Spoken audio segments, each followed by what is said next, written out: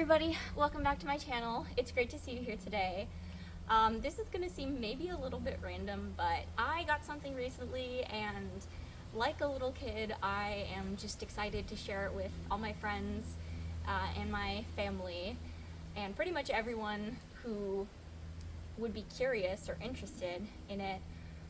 For the past few years, since the height of the pandemic, we've seen a lot more of these like electric bicycles out and about. I've been seeing them for a couple years now and I've been wanting to get one. So the other day I actually went to a bicycle shop pretty close to where I live and I asked some questions. They said if I wanted to, they would provide me with the opportunity to take a test ride on one. I didn't do that because I was pretty sure that I wasn't going to get a bike with them. I just wanted to, get an idea of the costs. And not that I wouldn't have purchased a bike with them. They're lovely business, and I was actually considering it just because of how close it was to my house. The proximity was great. If I ever had any trouble, I could bring it in and have them work on it, which would have been nice, but I didn't do that. I ended up buying a different bike. So that's kind of what I'm going to show you today. I'm looking at it right now. It's a pretty sweet bike by Lectric. One of my friends had recommended this company among others because they have a few electric bicycles. Some by, I think, Rad Bikes, another one by another popular cycle company, but that's not what I'm talking about. I'm just talking about this bike that I've had for about a month now, and I've been using pretty consistently. Now, I already loved riding my bicycle, like my not electric bicycle, around town or taking it to the beach. And my other bicycle is kind of the polar opposite of this one. It's like a men's bike that I thrifted at a local thrift shop for $30 that I used in college, and it's still like in great condition. I love it. Still kind of my favorite bike, but this is just a totally different animal, so I'll just kind of bring it around here and show you what I mean by that. Alright, so I'll just give you a quick little rundown on some of the nice features about this bike. For starters, this is the Lectric 3.0 Step-Thru. I got it on sale for $999, and got a little grease there. One thing that's neat is this bad boy will only turn on if it has a key. One caveat to that is the key kind of goes in a weird place.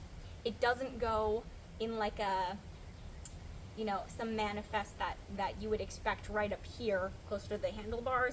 It goes in right below where the battery compartment is. I bought this bike specifically because it folds, so it's about 64 or 65 pounds, but I can fit it in the back of my car. It folds entirely, and I'm not going to show that right now because it's a little bit more involved. I just want to kind of go over some of the general things I've noticed in having had owned this for about a month.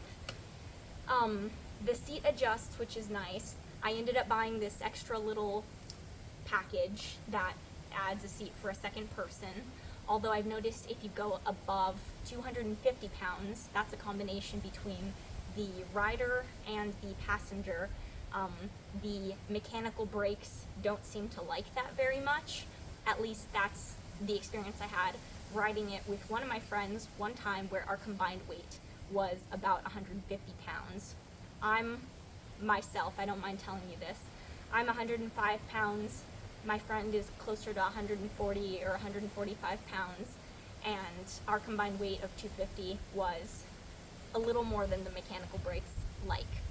Although camera's swaying a little bit. I hope you can hear me too, because it is kind of windy out here. But anyway, I'll try to keep this brief.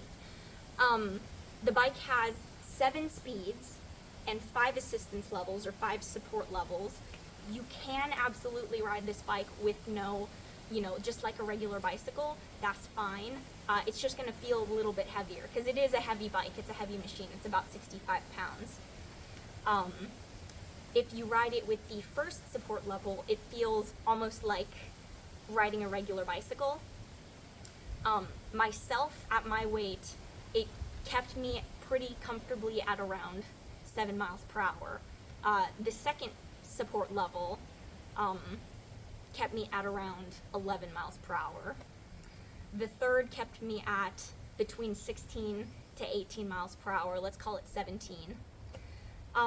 They kind of tell you to expect, with expectations that this will support a wide variety of riders. My dad himself is in the neighborhood of 200 pounds, and he rode it very comfortably. I'm 100 pounds less than him, and I rode it also very comfortably. The top speed that I've managed to achieve on this bike is about 27 miles an hour. Now, the most consistent speed that I've reached on this bike, keeping, pedaling at one of the higher support levels, is closer to 20 miles per hour. So just bear that in mind. That will probably also vary with the rider that it's carrying. This thing has been a lot of fun so far. I've ridden it probably, 5 or 6 times, between 30 to 40 miles total. It takes between 4 to 6 hours to charge, and the battery is intelligent enough to realize when it's done charging, and it shuts off. So you're not gonna, if you leave it plugged in overnight, it's not gonna flood the battery. So that's another good thing to consider. I will probably do another video like this at some point in the future, just to talk about, how well this bike has fared for longer periods of time. But that's about it for right now. That's all I have for you. Thank you for visiting my channel, and I'll probably do more videos, spontaneous videos like this in the future.